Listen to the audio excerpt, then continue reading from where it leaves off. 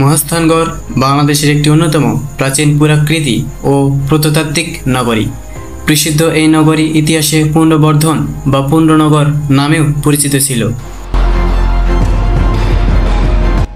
খ্রিস্টপূর্ব 700 অব্দে এই মহাস্থানগড় পুণ্ড্র রাজ্যের রাজধানী ছিল। প্রাচীর বেষ্টিত এই নগরীর ভেতরে রয়েছে বিভিন্ন আমলের প্রত্নতাত্ত্বিক নিদর্শন।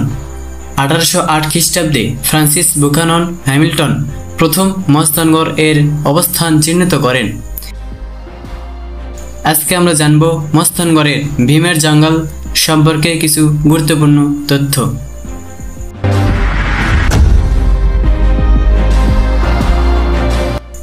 প্রাচীন বা মধ্যযুগের প্রথম দিকে উত্তর বাংলার বরেন্দ্র অঞ্চলে নির্মিত একটি সড়ক ও বাঁধ হল ভীমের জঙ্গল।